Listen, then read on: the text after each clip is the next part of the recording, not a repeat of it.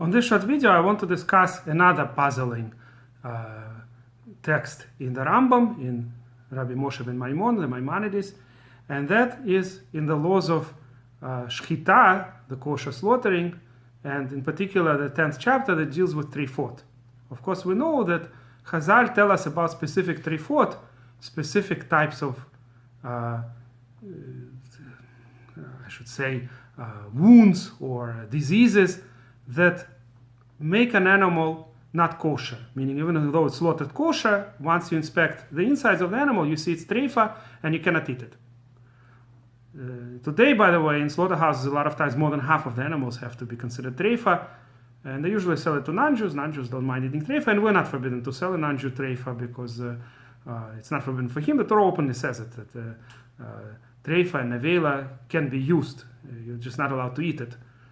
You could derive benefit from it, and it could be given to an ochri, sold to an ochri, or given to a ger toshav, a person who is permanent resident. So there's no problem with selling non-kosher meat when it happened, not specifically making a business of non-kosher meat only. That is not allowed.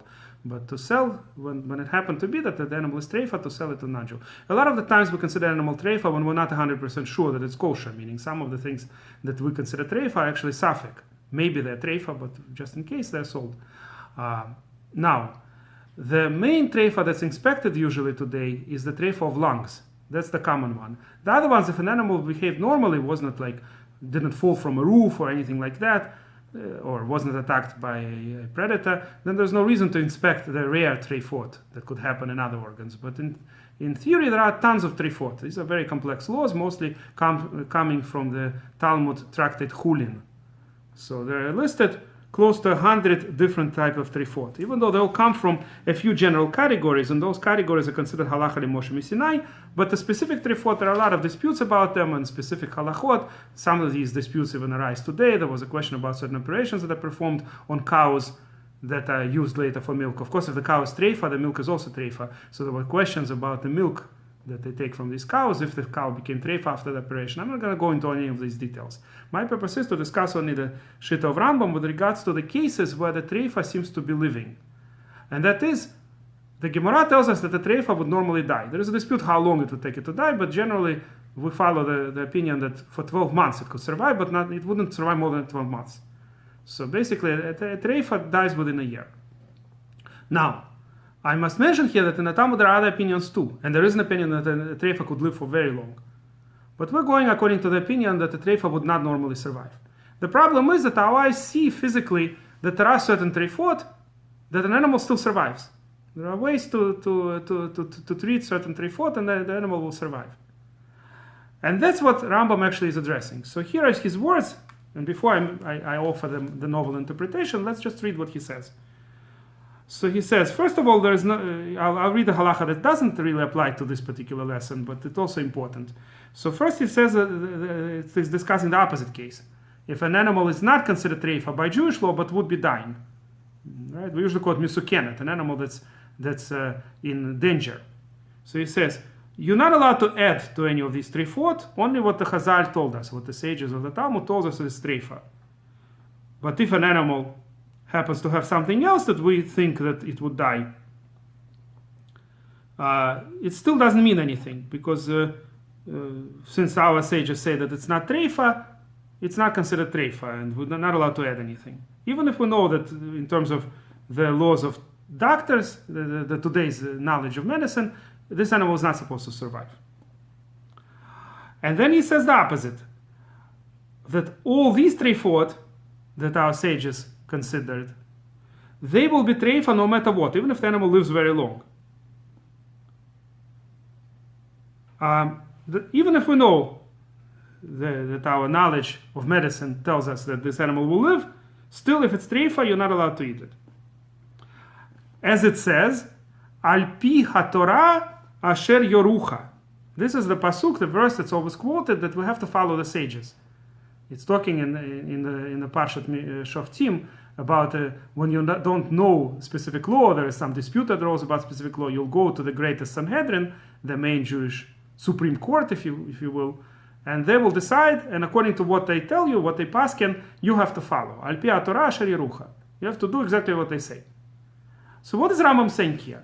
The most commonly known interpretation, including by Chazon Ish and others, is that it obviously seems from Rambam that there is such a thing, that animal that is treifa could live.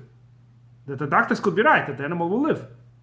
There were some Rishonim, including Rashba, that apparently denied that and thought it is impossible. But it's it's no doubt in today's day and age that there are some trefot that can live. And Rambam obviously seems to admit that.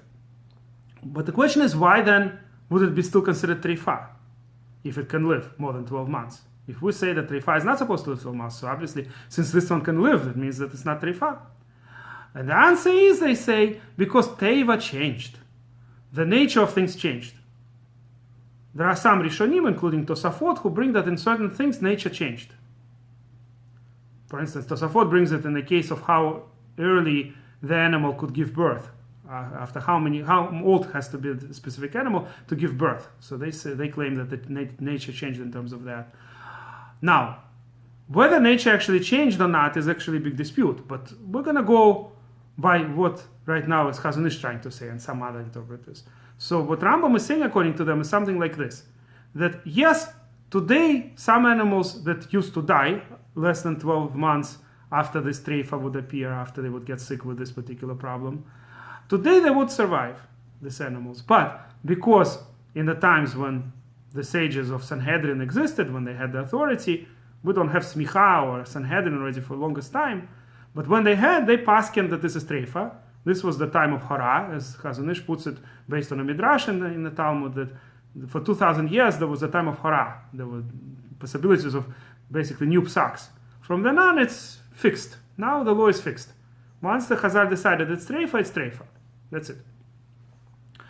All of this would be good, except the Rambam never says that he believes in shinuy teiva, that nature changed. Neither here nor in other places. Moreover, once you divorce yourself, this is exactly the same problem as I discussed 2 lessons ago when they tried to understand the shiur of Gzayit of Rambam based on the words of Tosafot.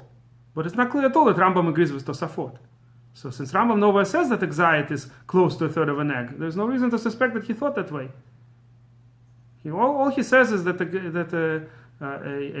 grogeret, right, the size of a fig, is 1/3 of an egg. And Gzayit is less than a fig, but how much less we don't know. So here it's the same definite problem. We're so accustomed to this idea that shinuy teiva, and that's what explains a lot of things, that we assume that Rambam is here talking about shinuy teiva, the change of nature of things. Whereas in reality, Rambam nowhere says such a thing. And his words are because of al pi ha-Torah asher yorucha. You have to follow their Torah. So what he's saying is very clear, that you have to follow their Torah, just like the Talmud itself says in many places in the Midrashim. Even if they tell you right is left, left is right, that basically they had the authority. It's better if everybody makes a mistake than if people would each one take the Torah into their hands, and there would be a lot of Torahs. That's what Sefer HaChinuch says, explaining this mitzvah of listening to the sages. When the Torah says you have to listen to what is in Sanhedrin Paskins, it's basically forcing you to listen to them even when you think they're wrong. Because otherwise everybody who thinks that they're wrong will just come up with his own interpretations, and there will be a million different Torahs instead of one. So when they had the Supreme Court, today we don't have the final authority that everybody has to listen to. But when there was a Sanhedrin, the main Sanhedrin of 70 or 71 elders, they were deciding everything, and we had to all follow it. There are also technicalities and nuances in all of this. For example, according to Ramban, if a person has good arguments thinking that they made a mistake, he has to present it to them first. And only then he has to follow them. But if they heard his arguments and rejected them, he's got to now follow what they say. Even if what he thinks he's eating chalev, he's eating forbidden fat, he's breaking Shabbat, they may be permitted to carry in a certain domain, saying that the Eruv is kosher, he thinks it's breaking Shabbat, it doesn't matter. If Sanhedrin paskin like that, you have to follow Sanhedrin. So that's what Rambam is actually saying here. It's very clear. He's saying the reason is because al pi ha-Torah asher yorucha. You have to follow the greatest sages who existed then, when they had the authority, when there was Sanhedrin. Maybe today's doctors' medicine has progressed since then. Yes, maybe today's doctors know better, but it doesn't really matter. The point is that once they pass in a certain way, you've got to follow that psak. And on this I'll end for today. If you like this lesson, please press like and please subscribe to our channel.